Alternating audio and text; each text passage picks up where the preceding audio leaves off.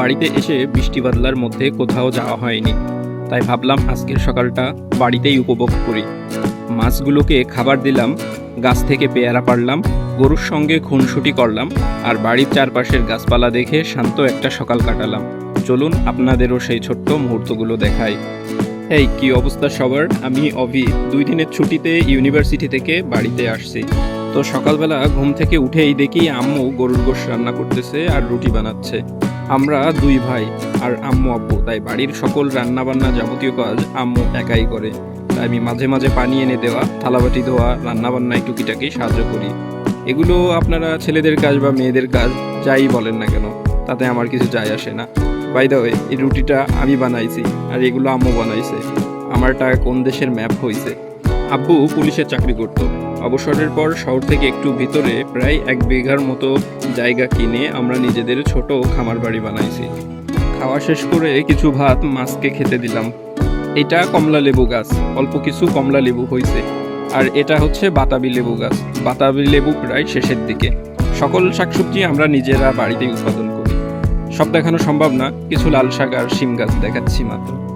আর এই ঝালগুলো কি ঝাল বলে আমার জানা নেই, সাদা সাদা এই ঝাল পুরো গাছ ভরে গেছে। আরও কিছু পদের ঝাল গাছ আছে, যেমন এই যে একটা। এই 3 শতক জায়গায় আমাদের ছোট্ট একটা কলার বাগান আছে।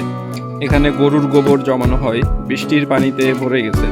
এই কলাগুলোর পুষ্টি কম, কেন এমন হচ্ছে কারো জানা থাকলে অবশ্যই কমেন্টে জানাবেন।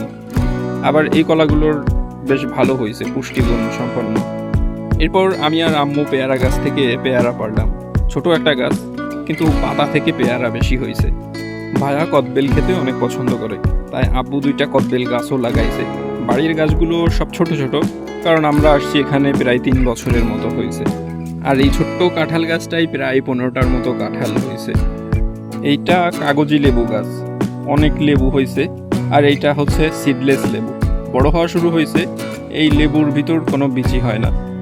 এখানে একটা হাঁসের খামার করবে আব্বু, তাই ইট এনে রাখছে।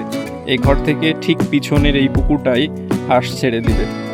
এখনও পুকুরের পাড়গুলো ঠিক করা হয়নি, তাই শুধু চাল কুমড়ো আর কিছু শাক সবজি গাছ লাগানো হয়েছে এখানে। আমাদের কিছু গরুও আছে। আব্বু অবসরের পর এখন এই গাছপালা, মাছ, শাকসবজি, গরু এদেরকে নিয়ে সারাদিন ব্যস্ত থাকে। আব্বু প্রচুর পরিশ্রমী একজন মানুষ, শুয়ে বসে অসুস্থ হওয়ার থেকে সারাদিন কাজ করতে বেশি পছন্দ করে। তাছাড়া রাস্তাঘাট বা বাড়িতে যদি আব্বুকে দেখেন, বুঝতেই পারবেন না কখনো পুলিশের চাকরি করতে। বাড়িতে কিছু ড্রাগন গাছ আছে। যারা ড্রাগনের ফুল ফার্স্ট টাইম দেখছেন তারা কমেন্টে জানাবেন। ভারী বৃষ্টির কারণে এই কয়েকটা নষ্ট হয়ে গেছে। বেশ কিছু পেঁপে হয়েছে এই পেঁপে গাছটাই। এই ভয়েস কভার করতে করতে ঠিক এই কাঁচকলা দিয়েই আম্মু তরকারি রান্না করে নিয়ে আসছে মাত্র। এরকম রুটি দিয়ে কাঁঠাল খেয়েছেন কি কখনো? মজা লাগে, খেয়ে দেখেন। বাই দ্য ওয়ে, এই কাঁঠাল আমাদের গাছেরই। যাওয়ার আগে আপনাদেরকে আমাদের বাড়ির বিড়ালটাকে দেখাই। আরও অনেক গাছপালা, শাকসবজি আছে, কিন্তু এক ভিডিওতে সব দেখানো সম্ভব না। তাই আজ এই পর্যন্ত। ভালো থাকবেন সবাই। আর আমাদের ছোট খামার বাড়ি কেমন লাগছে অবশ্যই কমেন্টে জানাবেন।